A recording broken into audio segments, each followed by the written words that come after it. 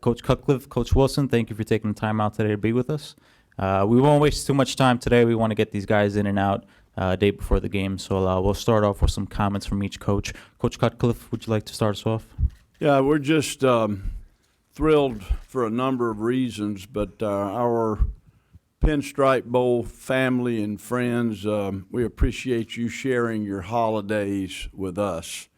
You guys have assembled an incredible team, extremely committed to the athletes, which I love. We appreciate New York City sharing itself at Christmas. What an experience it's been for our players. Many of them, I think Coach Wilson mentioned the number they had, first-time visitors to the city, but just an incredible experience. And then two really very similar and outstanding institutions and programs that think a lot alike, playing each other in a great bowl game. So we're truly honored and excited to be here. Thank you, Coach. Coach Wilson? Again, Merry Christmas, Happy Holidays there. Again, our program's very honored and proud to be here, playing an outstanding institution program and great players, great coaches, but working to get to this point and having, I don't think our guys, having been to a number of bowls, Duke now 4 in a row, there's different ways of doing things. And with New Era, the Yankee organization, like Dave was saying, the family atmosphere commitment, our guys have been very well taken care of. We appreciate you guys cooperating the weather the way you did so well. You did an awesome job there. Traffic's been great. So our guys have had a big-time experience, and I know we're both looking forward to hopefully going out there and both teams having a big-time game, putting on a great show on national TV tomorrow. So excited and proud to be here. Thank you, Coach. Any questions for the two gentlemen on the dais? Second row on the right here. For Coach Wilson, I'm Tom Davis, Fort Wayne News Sentinel.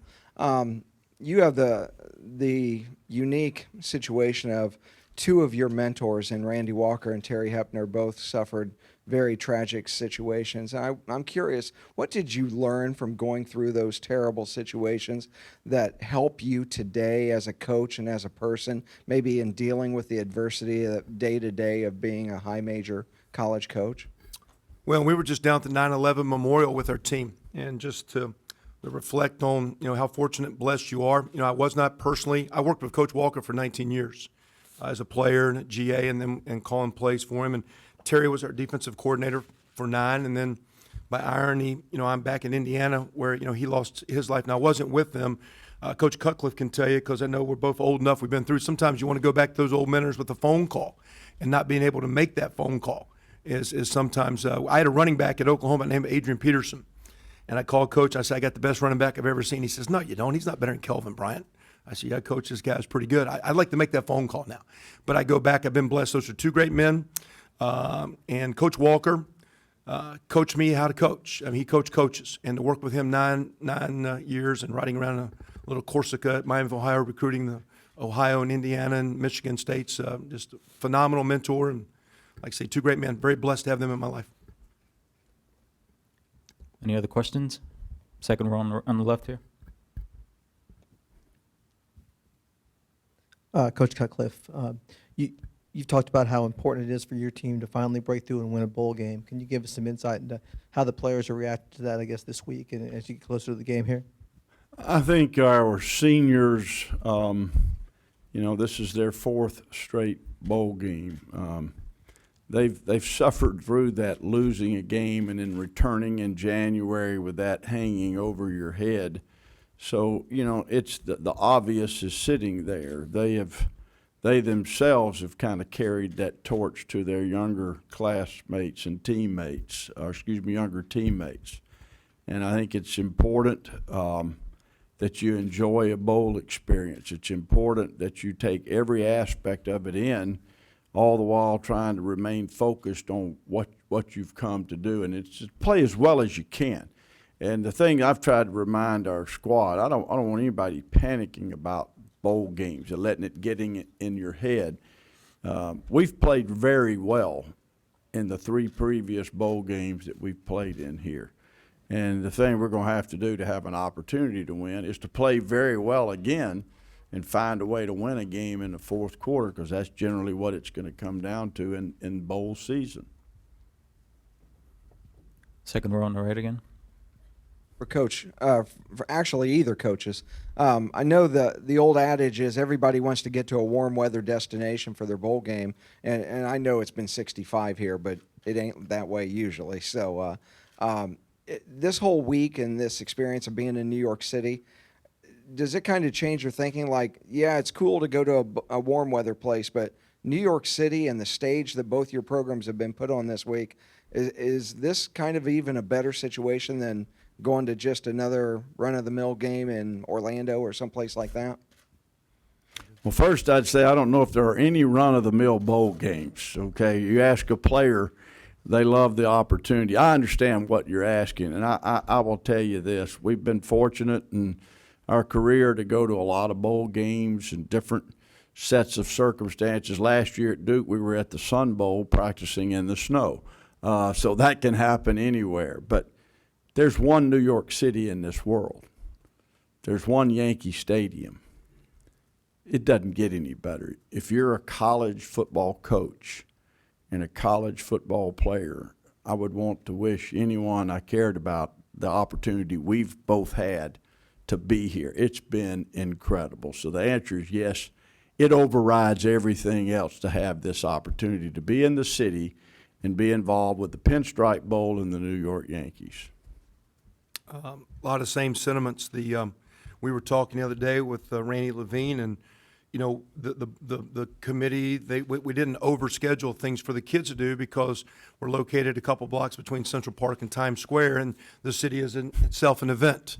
And I think both of us probably took advantage of the time to have a lot of preparation and come in prepared, so you could have the balance of giving the kids the opportunity, not only kids, like our families, I mean our children, grandchildren, what are the kids that are here?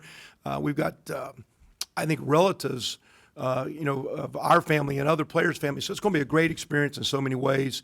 And then, like Dave said, ultimately it comes back to the football game.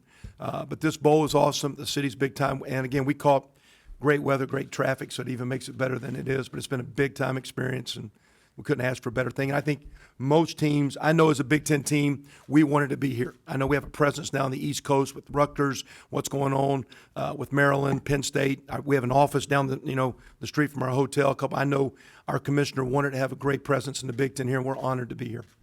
As a reminder for Full Talks, we will have one very brief photo op with both coaches here in the trophy before we let them go. Zach? Kevin, just we've seen, I guess, some snapshots of him practicing, but what's Jordan's status? Do you think he'll be ready to go tomorrow? Again, not trying to be coy because David's sitting here. I mean, I thought he was going to play against Maryland. Got out there, didn't feel well. He's practiced. He's done a fair amount of work. But until you get out there cutting, we've not been here on a grass field and the footing and just how it feels. And does he feel full speed? He's gotten some full speed work. What's the volume going to be? Fortunately, those other guys can step in. I don't think it.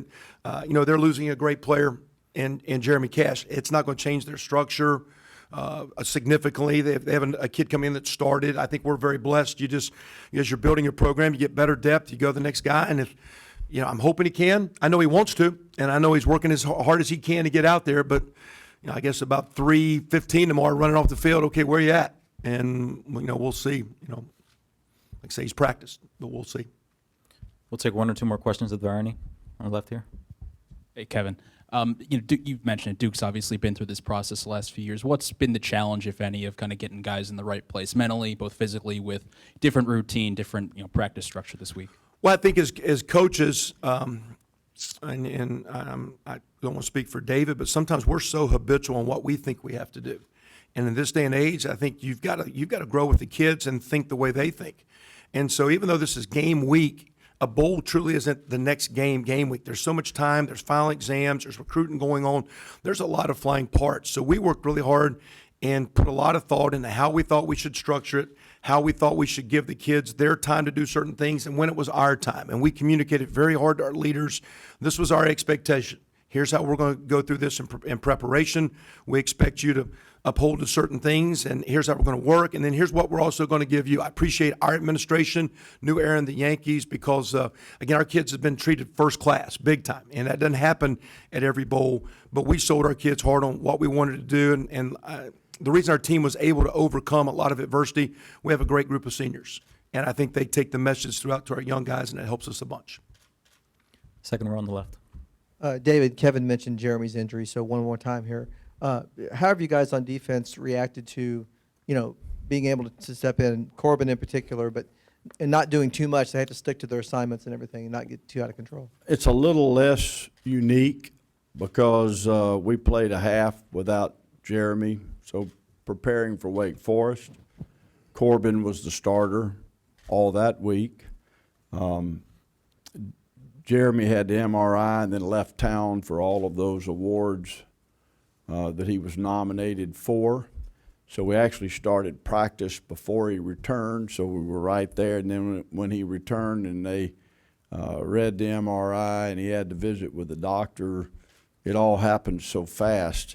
I'm not minimizing it. We would love to have Jeremy Cash, but I don't think it's been emotionally what it could have been. It wasn't just a slam big blow because we had been preparing otherwise anyway.